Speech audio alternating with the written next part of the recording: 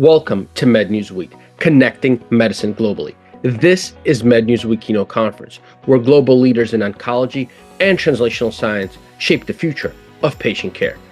In partnership with OncoDaily TV, today we're honored to feature Dr. Melvin Chua, head of the Department of Head and Neck and Thoracic Radiation Oncology and senior consultant at the National Cancer Center, Singapore. Dr. Chua will be discussing precision at the core, advancing nasopharyngeal carcinoma care with proton beam therapy. In this session, we will explore how precision radiation strategies and proton beam technology are redefining outcomes in nasopharyngeal carcinoma.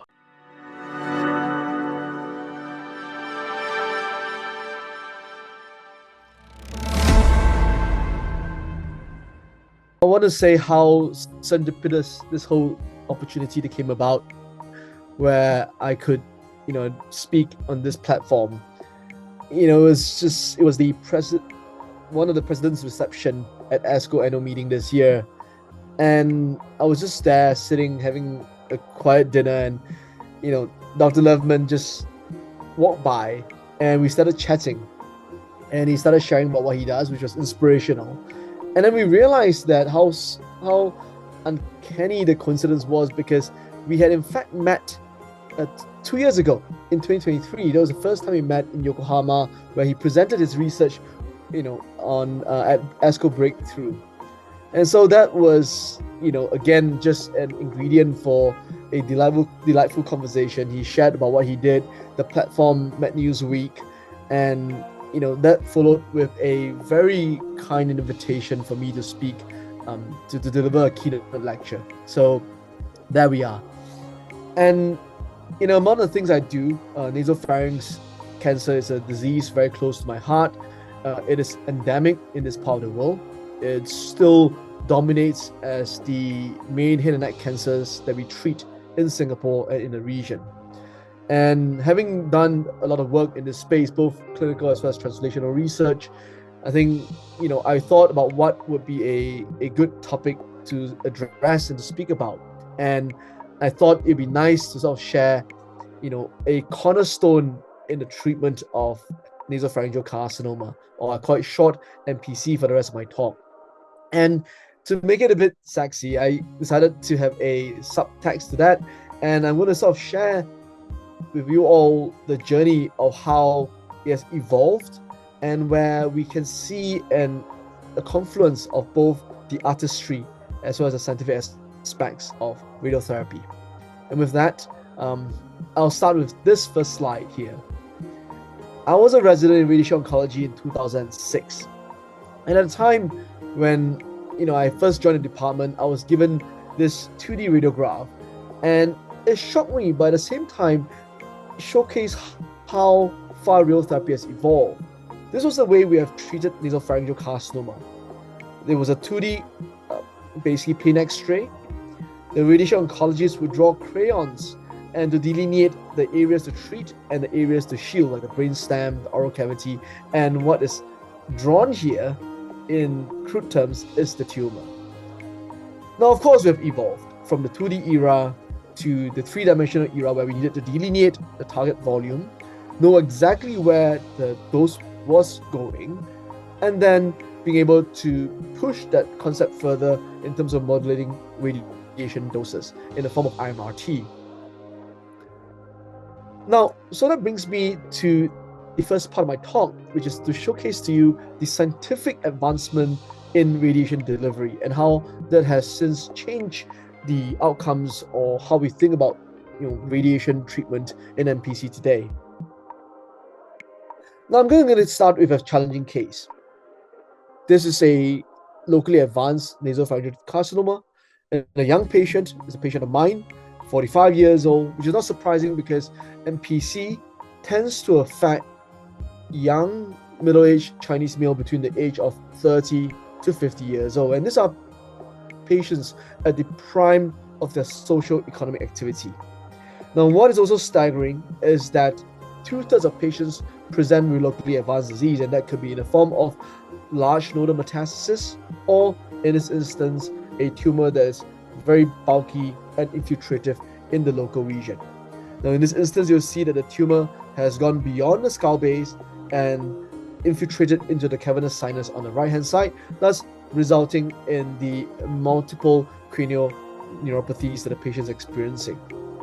Now, it is crucial to note that the tumor is close to critical organs here, which is the brainstem, and then brings the question, if we were to deliver a certain dose, here I would indicate as 70 gray, which is the radical dose for radiotherapy, and then I'm going to tell you that for those who may not be radiation oncologists, but we are limited by the dose we can deliver to these critical organs, whereby if you exceed the dose, the risk of permanent long-term injury is high in a form of more than 20% or more than 50%, then one could easily appreciate that you are limited in terms of how much dose you can deliver, because how are you going to drop the radiation dose from 70 gray here to a 10% reduction or 10 gray reduction to 60 gray, where it's adjacent to the brainstem? And so it's inevitable that part of the tumor has to be underdosed. And if that's the case, then certainly that would lead itself to a higher likelihood of a recurrence subsequently after treatment. So one could almost, imagine that you're putting a patient through a very toxic, very intensive treatment, but then yet at the same time knowing that your treatment is compromised. So we first asked the question, is proton beam therapy a better sort of radiation modality for this locally advanced nasopharyngeal cancer? So let's try to answer the question. So we acknowledge that there are still limitations of intensity modulated radiotherapy in head and neck cancer. In the treatment-naive setting, to achieve steep dose gradients, as in the case I showed you earlier, where you're able to achieve very sharp dose fall-off between the tumor and the critical normal tissues. So therefore, you hope that you're not exposing the patient to exceedingly high risk of long-term injury, but at the same time not compromising tumor control. Now, despite all the conformity, acute toxicities remain debilitating, and a lot of times it's very hard to meet the dose constraints that we set to critical organs like the constricted muscles, where it governs dysphagia, swallowing, skin toxicities, so manifesting in the form of dermatitis, and in terms of the side effects that dominate patients these days are dysgeusia, where they basically have lost the sense of taste during treatment, and dry mouth. And while we have moved on from the past where patients develop severe ulcers and all that, the things that really bother patients today are the inability to eat and, basically waking up multiple times in the night because of xerostomia. And while it seems minuscule, I think these side effects are, heavily affect the quality of life. So IMRT certainly have pushed the boundaries. We're able to deliver, we've moved on from the 7 to 9 field technique to what we call arc therapy now, where in the lower right panel you can see we are able to modulate the beams as the gantry rotates 360 degrees, so it allows treatment time to be quick as opposed to the old technique. And because you've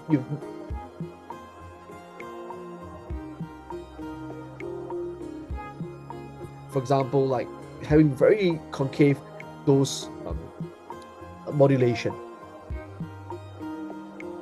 No, but it's still limitations, as I've alluded to earlier, where in this case the tumor is here, you're close to the brainstem, or you're close to the chiasm, then are you able to achieve a very sharp dose fall-off? And that's often where we are stuck, because despite the steep dose gradient we can achieve with volumetric modulated arc therapy, is still not as robust to basically have a steep dose gradient from the tumor when it's juxtaposed to critical organs. And I think nasopharynx or head and neck cancer typically pose this dilemma, this therapeutic challenge to most radiation oncologists. So now you can challenge me. Look, doc, if you say that the dose is important, but how much is important?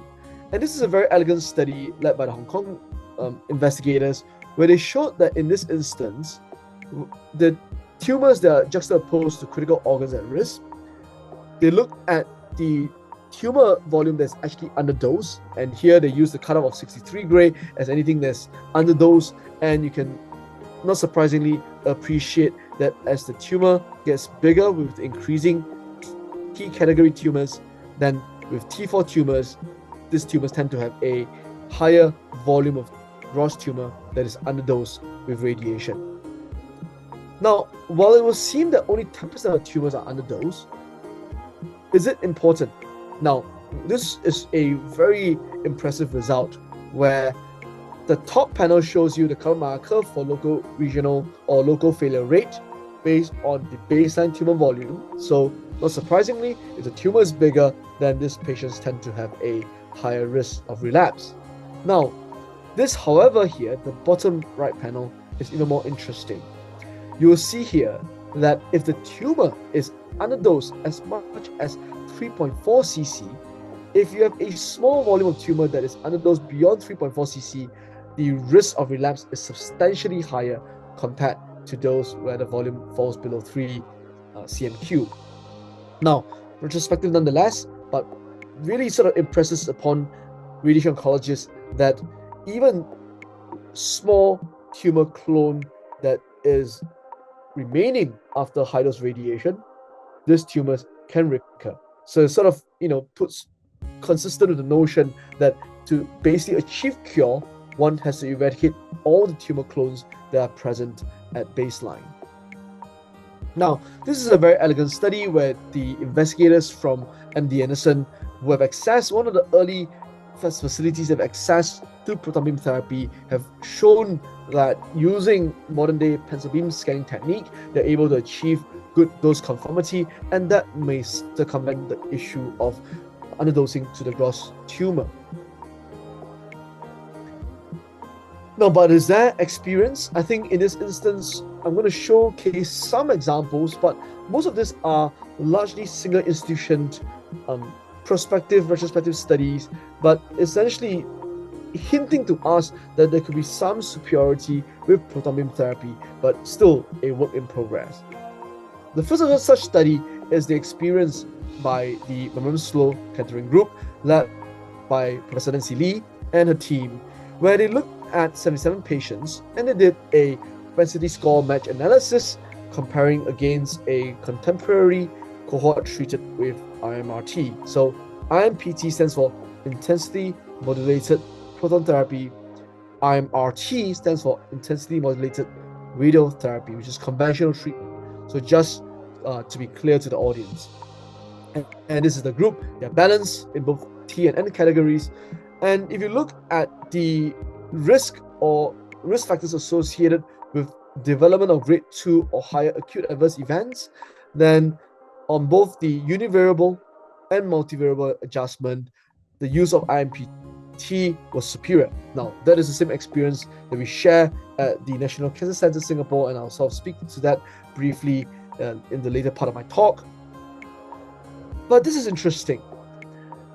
Retrospective nonetheless, but if you look at the control rates, comparing between IMPT versus IMRT, which is reflected by the orange line, and IMPT by the blue line, it will seem that IMPT yields a 100% control rate. Now, that is unlikely to be the case in the real world setting, but certainly provocative, if you look at just this data alone. Now, of course, it's early days, because if you look at overall survival and progression-free survival, this is where things get a bit confusing, because it would seem that the use of IMPT is associated with a higher risk of death, which seems counterintuitive, but a lower risk of progression-free survival. So I think early days, but the univariable analysis of local control comparing between IMPT versus IMRT is somewhat provocative. Now, this is a Samsung experience. This is a center from Korea, where they also see a fair number of nasopharyngeal carcinoma. Now, most of the studies will come from this advanced high-income countries, because proton therapy itself is a very niche radiation technology that's only accessible to patients or regions where there are high GDPs. So you wouldn't expect patients in low middle income countries to have access to this technology. But nonetheless, this is another study from Korea But in this instance, they use a mixed technique combining thermotherapy, which is a form of IMRT, and IMPT. I won't belabor the point on their radiotherapy fractionation, but in terms of dosimetry, so these are patients treated with helical thermotherapy, again synonymous with IMRT, versus patients treated with a mixed beam technique. Now, even if you ignore the doses, even if you are not used or tuned to looking at these plans, if you just look at the colors itself, you appreciate that there's clear savings of low dose to the oral cavity, and that preserves taste buds, and as a consequence, patients tend to retain, or they're still able to eat and retain a taste during treatment, as opposed to patients treated with IMRT, where the loss of taste is almost a certainty. But if you look at the collection of clinical toxicity data, then it may not seem as impressive, perhaps because they use a mixed beam technique, but nonetheless, if you could just compare mucositis, the incidence seems a little bit lower, around about 15%, between patients treated with thermotherapy alone versus a mixed beam technique. Now, in terms of control rate, progression-free survival here, there's no difference between the modalities, which is contrasting the data from the Memorial Sloan Kettering group, but of course, both are fairly small studies, so we need some form of a randomized trial in due course to give us some certainty in this regard. But this is where I, sharing very positive experience from, our own local institution in Singapore. So just to give some background, we started proton beam therapy at NCCS in the summer of 2023. So we've been running, the facility for about 2+ years now. And I would say that we have treated more than 500 patients to date, of which 40% are hair and neck cancer patients.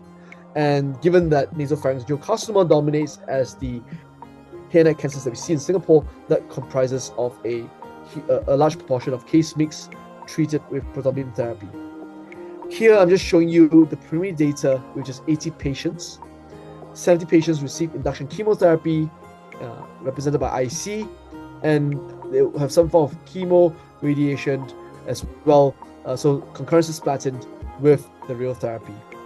Now, just to emphasize a few dosimetric goals, what we have seen is that with proton beam therapy, compared with IMRT, we're not able to achieve very stark, dramatic drops in radiation doses to the parotid gland, oral cavity, and the constrictor muscles. So just to exemplify this point, in the past with IMRT technique, while we can achieve, if we push the plan pretty hard, we can achieve a mean dose of about 26 gray. But with proton beam therapy, we're almost achieving between 15 gray or so. So that's a dramatic improvement. For oral cavity, even more so, where we basically see a drop of a mean dose of about 50 gray to 4 times lower to less than 10 gray. And likewise, for the constrictor muscles, where it's almost impossible to achieve a mean dose of 50 gray, we're now able to do it with proton beam therapy.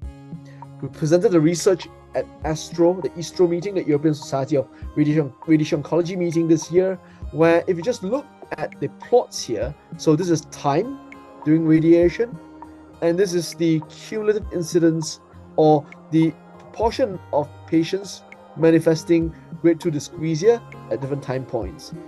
These are patients treated conventionally, and these are patients treated with proton beam therapy. And if you look at xerostomia, dysgeusia, loss of taste, and pharyngeal pain, this is where you see proton beam therapy is superior to IMRT across these 3 domains. Now, conversely, we see that proton beam patients have a higher incidence of dermatitis. So this is consistent with data seen by other centers, the experience of other centers, but nonetheless, you can see the shift in terms of the acute toxicities that are experienced by patients, and perhaps with the preservation of swallowing and dryness or less dryness and preservation of taste, the patient's quality of life is superior during treatment. This is a last research I want to highlight, which is just a meta-analysis. I won't belabor the point, but we looked at the data. These are largely single institution studies across 26 different studies, but by and large showing that the control rates don't seem inferior, at least to IMRT treated patients, as you can see here. But of course, these are all biased by the nature of the studies that were looked at, and this is the toxicity, where again you can see that most of them are fairly low, not exceeding what we are seeing with IMRT, but nonetheless not a head-to-head comparison, unlike the earlier 3 studies I showed from New York, Korea, and Singapore. But nonetheless, we need, I think, prospective trials, and that's what we're hoping today to see in due course. So that's the first part of my talk, where I've sort of showed you the scientific advancement of the delivery of radiation. Now, one of the things that are often not emphasized enough is the artistry of radiotherapy. And here I'm showing you a adapted Mona Lisa drawn by a famous artist who has since passed on. And this is an adaptation of the Mona Lisa by Leonardo da Vinci. Now, the point I want to show here is that there's often an emphasis on the technical delivery of radiation, but in fact, it is the delineation of the target, the drawing of the target volume that itself is an art and places and is a major factor determining the outcome in terms of tumor control, as well as the extent of toxicities faced by patients. So, without further ado, the delineation of target, especially the gross tumor target as well as the organs at risk, is an important aspect of radiotherapy planning, more so in head and neck cancer. And that's where we have moved on in terms of leveraging on all the different modalities that we have at hand to date to be able to allow us to actually delineate the tumor extent. So then the idea is that you give where you think there's tumor the full dose, and where there's no tumor you can essentially spare or reduce the dose to mitigate side effects. And this is an important process, and we are thankful for the fact that we have all the different or advanced imaging modalities to date, from PET scans, the different PET tracers, and MRI imaging offering superior soft tissue resolution, including functional MRI that provides biological information. Now, the nasopharynx is an important or difficult organ or anatomy, given that it is adjacent to many muscle planes, like shown here, the medial pterygoids, the lateral pterygoids, the paraspinal muscles, the retropharyngeal space, and then the mucosal. So I think this is where, unlike other head and neck cancers, for the treatment of NPC, the availability of MRI is really crucial for staging and also treatment planning. And these are examples of how the tumors can seed. This is elegant drawings that I have to acknowledge Professor N. King from the Chinese University of Hong Kong, for whom we collaborated together on coming out with the new TNM 9th version AJCC-UICC joint staging with NPC that was just impressed in January this year.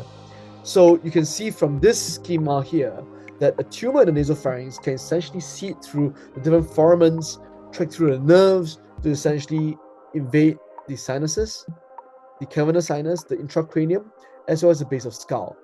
So it's a very insidious tumor that tends to, infiltrate local regionally, and that has a bearing on the areas they need to treat, as well as the consequential toxicities that the patients encounter.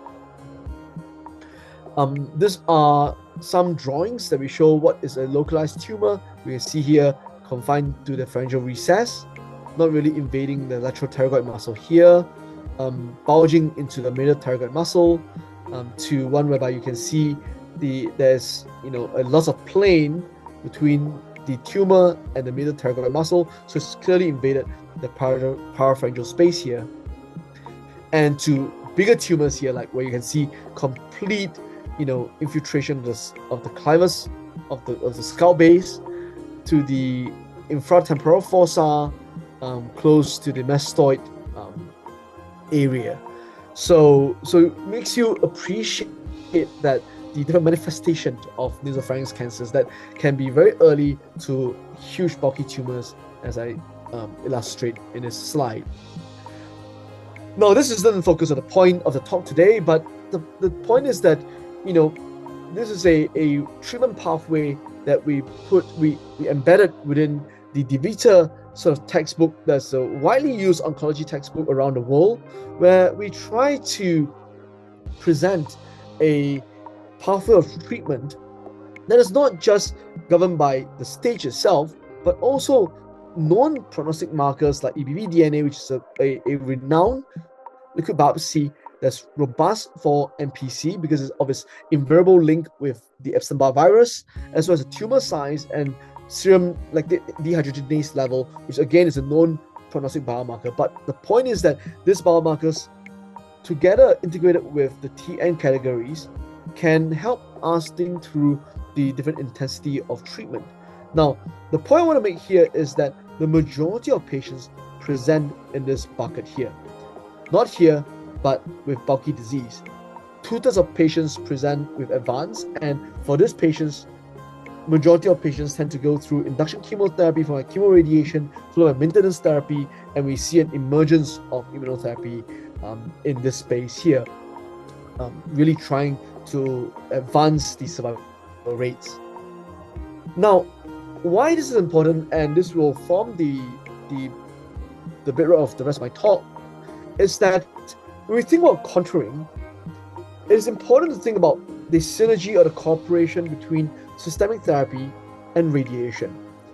And we've since, we're very thankful that we've since moved on. So this was one of the first guidelines that was a phenomenal effort led by Professor An Lee, Professor Su Yom, Professor Joseph Wee, where they aggregated an international group to come together to then think through how should we delineate target volumes for NPC.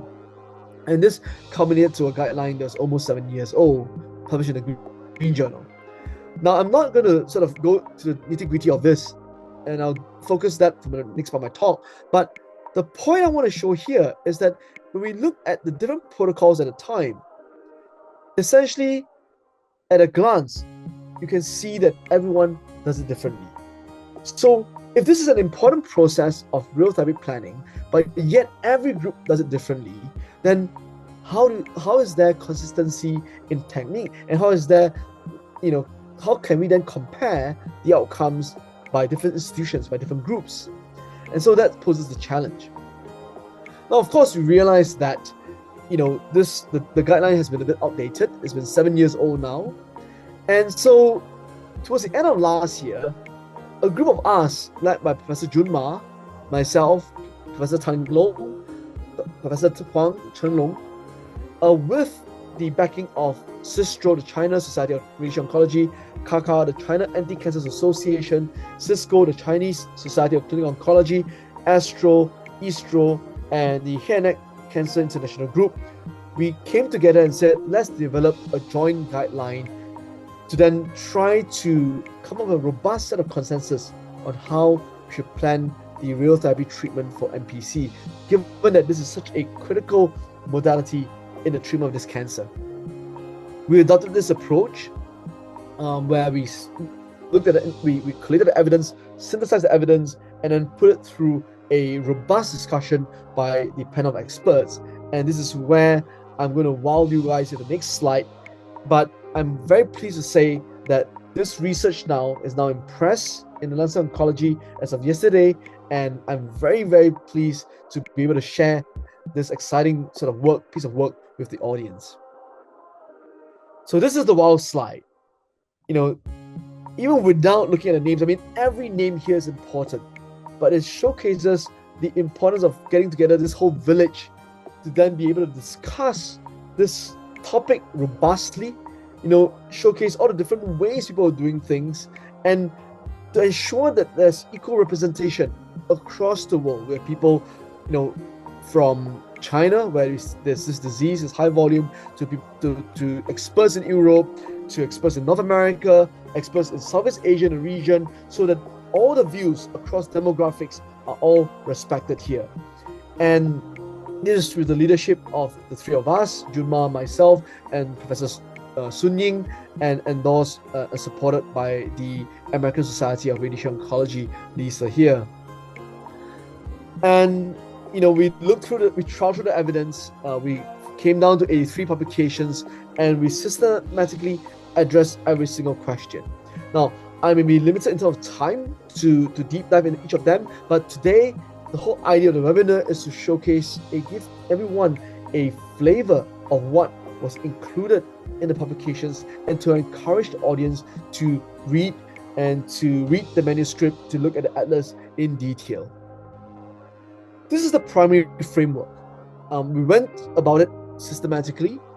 We first clean up the terms of reference, so we coined everything as high, mid, low. So high risk, intermediate risk, and low risk, and that should speak to the dose that's prescribed. And then we looked at how oncologists would delineate the different targets depending on whether patients receive radiation upfront or if they receive induction chemotherapy.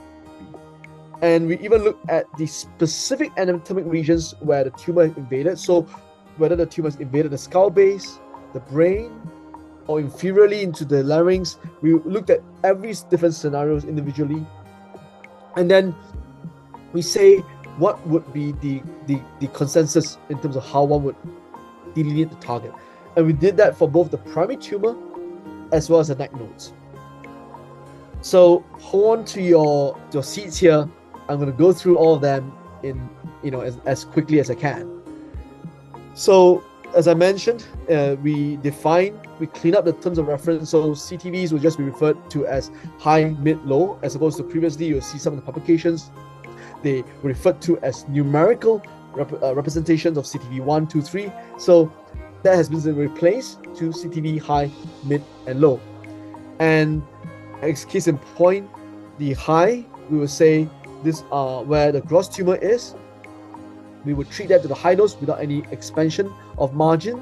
And then the mid would be a expansion, and the low dose would be the subclinical areas where this cancer could have seeded, and then we need a low dose to sterilize any microscopic cells. But knowing that these are perceivably normal regions, so whatever dose you're delivering there is also being delivered to normal tissues.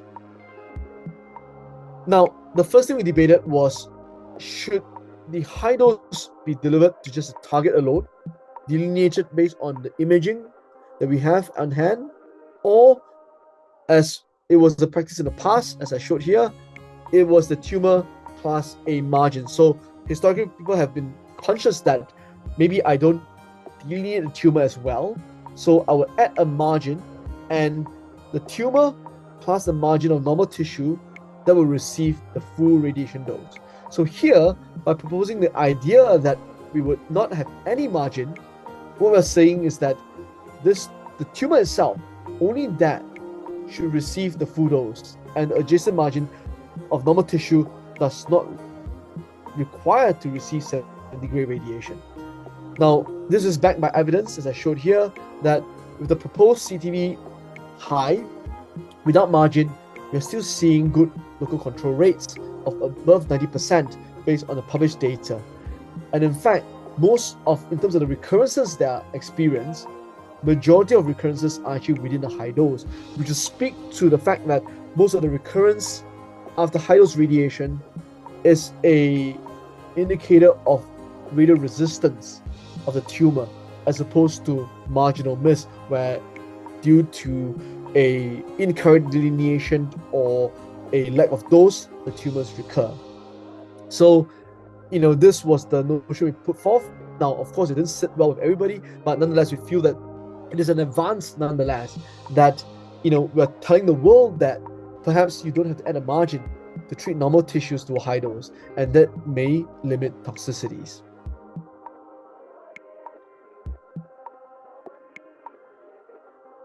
Oh, I'm sorry, I just got cut off there. Let me share my screen again. Good.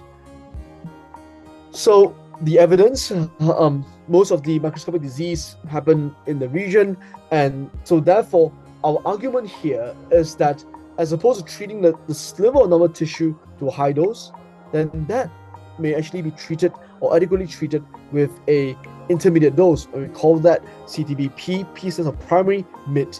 So that can be the primary tumor delineated on MRI or CT plus a 5mm margin, and instead of receiving the full dose, as was the practice in the past, then the sliver of normal tissues can actually receive an intermediate dose. And there's evidence again indicating that MPC tend to have submucosal spread. So we argue that while that the microscopic disease may not need to receive the full dose, but still, I think an intermediate dose with a range of between 56 to 63 gray is still needed to achieve control. So this example here, whereby the Ross tumor is shown in red, the mid or intermediate target is shown in blue, and then the low, which I'll come to in a bit, is shown in yellow. Now, then how do we delineate the tumor after induction chemo? We know that, number one, induction chemotherapy is the preferred first-line option for patients with local regionally advanced MPC.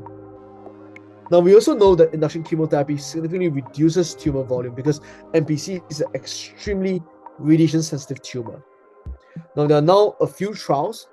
The first trial, both trials done in mainland China. The first trial was a smaller study published in the Green Journal almost 7 years ago, and more recently this year, a large study of more than 400 patients led by the Sun Yat-sen Cancer Center again confirmed the earlier result, whereby if you plan the treatment based on the strong tumor after induction chemotherapy versus the previous dogma of treating based on the original tumor volume, delivering that to high dose, there's no compromise in local control.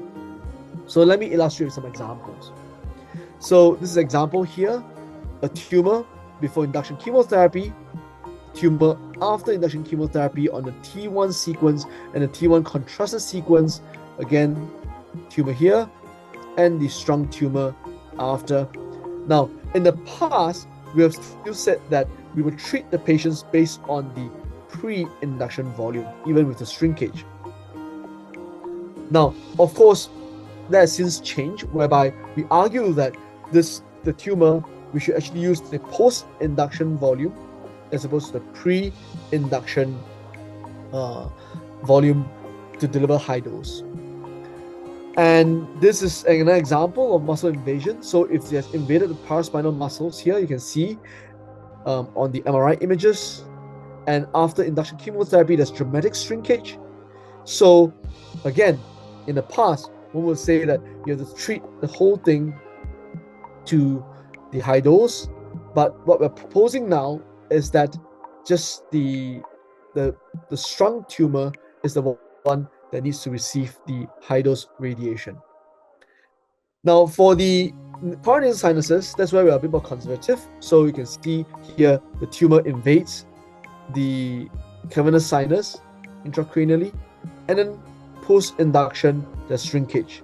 So you don't have to treat the pre-induction volume, and now you simply just have to treat the shrunken tumor that's seen. But nonetheless, with the paranasal sinuses, that should still be delineated as the high-risk CTV.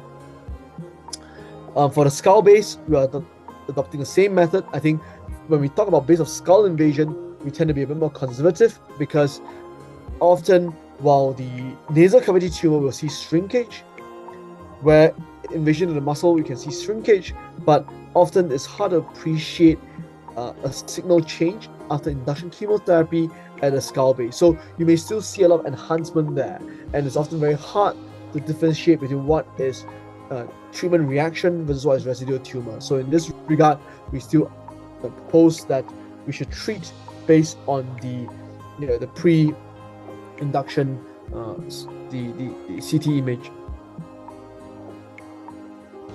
This is a similar example, the paranasal sinuses. And the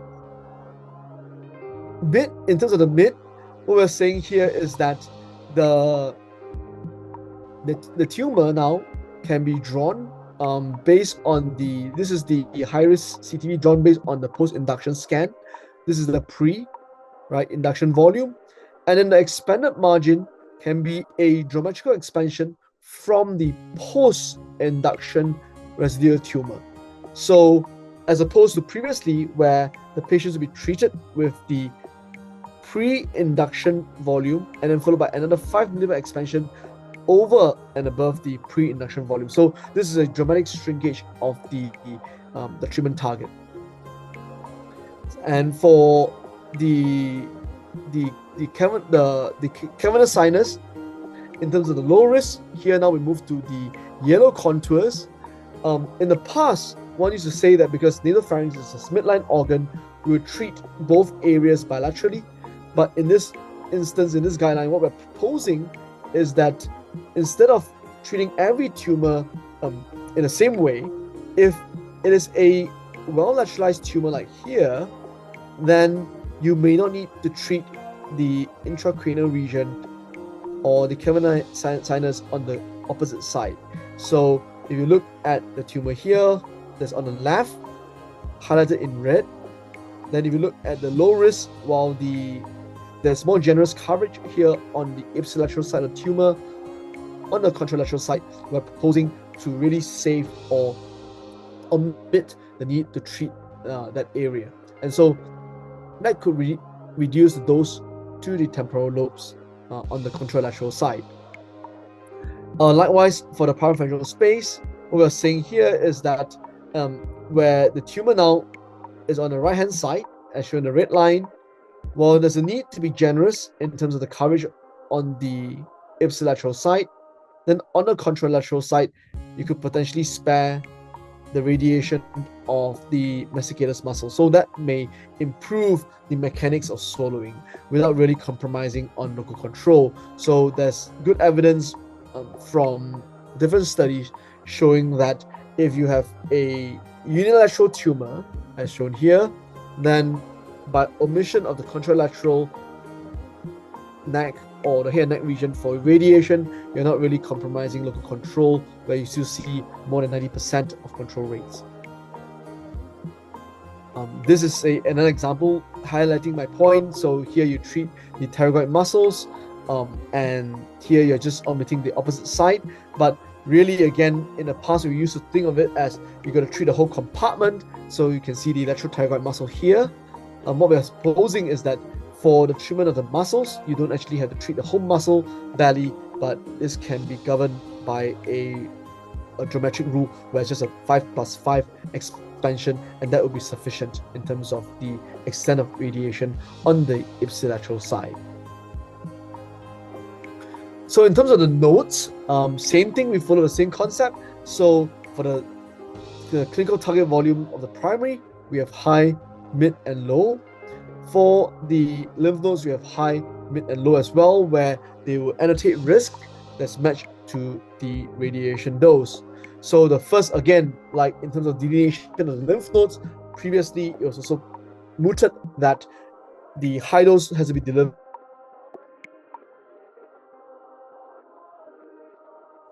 But what we're proposing here is a no margin, and essentially show that there's no compromise in terms of regional failure-free, no compromise in terms of regional failure-free survival. And again, highlighting that the majority of recurrences, if it does happen, occurs in view within the high dose region, signifying radio resistance. Now, if extra-nodal extension is present, then of course these are microscopic disease beyond the nodal capsule. Then likewise to the concept that we put forth for the primary tumor, we propose that a margin here, shown in blue, should receive an intermediate dose, and this margin can be between 3 to 5 millimeter depending on the patient's habitus.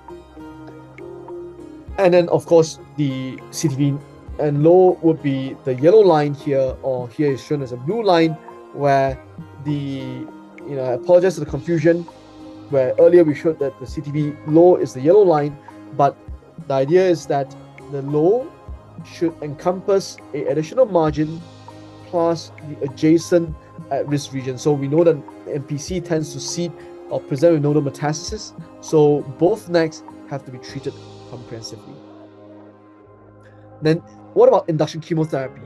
Again, here I'm showing you examples of dramatic shrinkage where the tumor, you can appreciate, is very bulky pre induction, and then post-induction is reduced to a small nubbin. So we propose that we can essentially treat the gross tumor volume, the high risk, the CTV and high, does not have to be treated based on the pre-chemo volume, but rather the post-chemo volume, which then you leverage on the shrinkage to reduce your area of radiation. Because again, if you just look at this image, if I were to treat the pre-existing tumor to high dose, you're going to be irradiating the sternocleidomastoid muscles as well as the scalenus muscles to a high dose, and that will lead to skin fibrosis, subcutaneous fibrosis, and toxicities like neck pain long term. So another example here, for extra-nodal extension, we look at the post-induction image, and then if there's complete lymph node regression, then there's no need to even treat the lymph nodes to a high dose, and we can simply treat the nodal basin to a intermediate or a low dose radiation. So this is another example whereby we can, if for some places where they practice, they will treat the pre-chemo volume to an intermediate dose. There's moderate evidence quality for that, although this is still a practice among most experts, but this is an area of future research where maybe perhaps the area around the pre-chemo volume may not have to be treated with an intermediate dose, but rather can be treated with a low radiation dose. Now, what about equivocal nodes, nodes that are potentially suspicious, but they don't fulfill the size criteria? We also robustly discussed this with the radiologists on the expert panel, and we came up with a set of guidelines where if they're based on the locality, their proximity to enlarged lymph nodes, and whether there were suspected PET findings, and we provided some guidance on how these lymph nodes can be treated, be it delivered to a high dose or they be considered as CTV high or a intermediate dose. Now, in terms of the low dose coverage, quickly, I think this again, we have been beneficiary of several large randomized trials showing that perhaps you don't have to treat both neck nodes comprehensively. So briefly, in the past, regardless of whether the laterality of the involved neck, we would have treated the entire nodal basin on both necks to a low dose or intermediate dose with radiation. Now, what we have found, of course, is that from studies done in mainland China and internationally, that if the neck nodes or there are no neck nodes on one side of the neck, then that neck itself can be spared in terms of the extent of radiation, where we can only target the upper and mid neck levels and really spare the lower neck radiation. And that would spare those to the swallowing muscles, the constrictor muscles, as well as the thyroid gland, thereby potentially sparing late dysphagia and radiation-induced hypothyroidism as shown here. And the trials have largely shown that there's no compromise in terms of tumor control, be it upper neck irradiation versus comprehensive conventional whole neck irradiation bilaterally. We also talk about whether there could be sparing of the level 1Bs. So these are nodal levels just below the oral cavity. So if you treat this, inevitably you're going to have those to the tongue, so it leads to more dyscrasia, as well as those to the submandibular gland. Here we propose that number one, the level 1B could be spared, and then if you were to treat, even if you were to treat the level 1B, then there's no need to actually treat the submandibular gland or include that in the field of irradiation. And we came up with some guidelines on that, and we believe that that could potentially spare toxicity. Likewise, for the irradiation of the retropharyngeal lymph node station, we know that the retropharyngeal lymph nodes are the immediate echelon of nodal metastasis, but if you were to treat that, then you're going to basically have a high dose to the superior constrictor muscles, and that's going to lead to severe dysphagia. So we propose that if the retropharyngeal lymph nodes were not involved, the medial station is not involved, or there are no retropharyngeal lymph node involvement on the lateral stations, and this is limited N0 to N1 disease, then we could potentially spare the medial sort of retropharyngeal lymph node stations, and therefore leads to reduced dose of the constrictor muscles and consequently reduce rates of acute end-lid dysphagia shown here, about 10%. So this was a trial that was published in the British Medical Journal, the BMJ. Now, of course, there's a parotid node involved. We propose treating the entire parotid gland because we know that though not common, about 10% of patients can manifest with parotid node metastasis. And then finally, modification of anatomical boundaries. The extent of the nodal stations. These are all provided in the atlas in the guideline. So what I want to urge you all is that apart from just providing verbal documentation, there's a very exhaustive atlas that's been provided in the publication showing all the contours and how we would actually delineate the targets, both the primary and the neck, as well as showcasing the variation in contouring among the experts. So it's a very sort of informative piece to the audience. I won't sort of go through that in detail, but all this are in the publication. So with that, I hope I've given you all a snapshot, and certainly by no means sufficient enough to cover the extent of thought that goes into planning radiation for MPC. By my narrative, it will be easy to appreciate how heterogeneous the practice can be between experts, and notwithstanding to say the heterogeneity in practice among the community will be even greater. But this is a first step in the right direction, and it reflects the artistry of radiation oncology that certainly I think can't be replaced by AI, not in the near future. Now, of course, the guidelines does not extend to a different variant of MPC that's not linked to Epstein-Barr virus that's more common in the West. That's a caveat. But I think the idea of this work is important, that it sets a future direction to perhaps potentially reduce volume further, to reduce dose, because right now we have given a terms of reference on what is considered high, mid, and low, and future trials can be designed to ask a question on what should be the right dose to the different targets. And obviously, it again exemplifies the need to have multi-center trials where we can still ask fundamental questions with regards to radiotherapy in MPC. Now, just to again emphasize or highlight the extent of work that went into this involved a village. There were 5 plenary sessions held among all the experts. We had 8 call meetings. We had 185 email communications. And imagine this was work coordinated by experts around the world, trying to get everyone in a single time zone to do this. So it certainly requires commitment and passion of every single expert that were involved in this guideline. And these are the emails. I think the extent of effort that went into this was clearly felt by the societies that were willing to endorse the guidelines that are now in press. And I think, I hope by my sharing that the audience also feels, the amount of work that went into really coming out of this, papers. And I'm pleased to say that both of these papers have been published in the Lancet Oncology.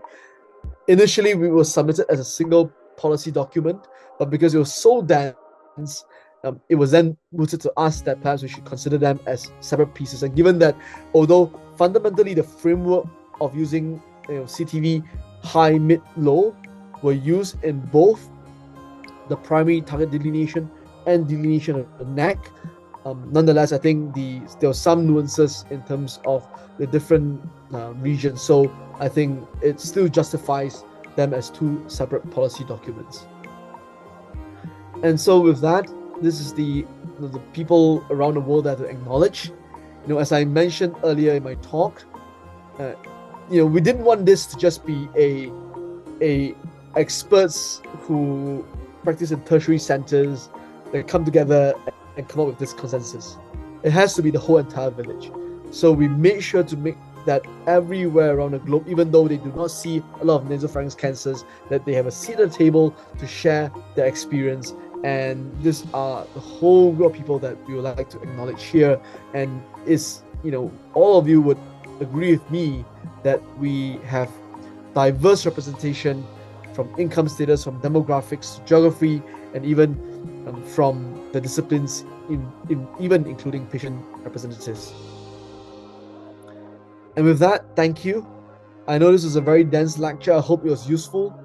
This is my team in Singapore, and if you all ever visit the small little tiny island, please feel free to connect with me on Twitter, email me, or drop by for a face-to-face visit. With that, thank you so much for your attention.